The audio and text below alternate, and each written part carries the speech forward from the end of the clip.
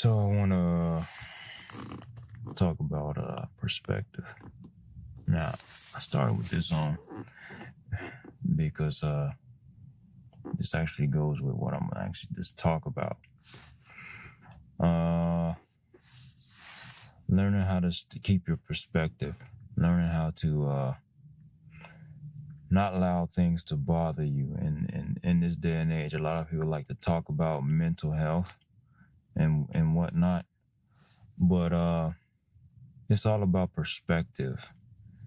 And when you learn to control your own self, control your emotions, these things are not as difficult. So I'll start by saying, wearing this mask, and the whole times that we live in, like I wash my hands so much to keep from getting anything, like, because that's for me, it's like basic common sense when it comes with a cold or any type of virus. You keep your hands clean. This does what it's supposed to do to minimize you contracting viruses. So, I don't like my hands being ashy, but at this stage in my life, it's like I'm not gonna make that be an issue. And of course, wearing this all the time and for hours. Yeah, you can see. And like none of this stuff I'm allow it to bother me, even if it's stuff in the comments that they crack jokes, man, have at it. But I realize, wearing the mask, what's the drawback? I'm starting to get this little dark mark here. Wearing the mask has jacked up my beard a lot. So is this something that have me disturbed? No. It's not something to have me disturbed. I'm not going to be disturbed by things that are changing due to the things that I'm actually doing. So I have a tendency to take note. Okay, why is this happening? Why has this transpired? What did I do to cause it? So I'm always evaluating. Did I do something that would cause this? If I did do something that causes this, can I fix it? If I can't fix it, then it's okay. I'll do the best that I can do to make matters not worse. So anything that I didn't cause or it was beyond my control, I'm not about to be up in arms about it. Like currently, yesterday, fuel pump went out. Car stopped. It wouldn't start again until the tow truck people came again. So that wasn't nothing that was actually finna have me upset, have me out of character. I mean, it's life. It happened. The fuel pump will die. I mean, there are things that happen with your vehicle that's just gonna happen in time. So it's like, why would I be upset? That's nothing to make me upset. There are pros and cons to the timing of what that happened. And it's funny, me and my son's swim coach was actually having this discussion. Like, yeah, this is like this. Am I going to be upset about it? No. There's no reason for me to be upset about it. It is what it is. I can easily fix this if I wanted to. Just cut it down. No, the car is down currently. And there are a lot of repair shops that I call that are having people that are out that are sick, and there are a few that they had COVID that can't do anything. Am I about to be upset about it? No. Am I about to complain about it? No. There's no reason to complain about it. It's life. Life happens. And when you embrace that life happens, you actually minimize your reactions to things. They don't bother you. Like, Like I know if I was to ask someone for a ride currently, or decide to want to get an Uber or something, I know that's gonna cost me. And I know there are gonna be people like, well, oh, you rode your bicycle all the way from where you live up into Michigan, from Indiana into Michigan. Yeah, it was like what, 150 miles. So I know people would say, oh, well, why don't you just ride your bike?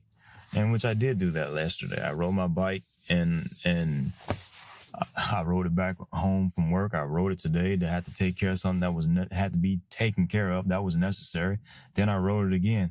And needless to say, I'm more than likely going to ride it back home and then ride it to work tomorrow. So it's like, this is something I know. Is it going to bother me? No, it's not going to bother me. Why? Because it's everyday life. I understand the choice that I'm making. The choice was already made as the Matrix. She said, I would have thought you would have understood that by now. You came here to understand why you made the choice. So like, there are choices in my life that I already understand why they're transpiring. I know this. Therefore, it's not going to take me out of my character. Like a lot of the things that happened today, I knew they were already going to happen. I was already preparing for those things towards the future. So, and because I took evaluation, I'm big on evaluation. I'm like super big on evaluation.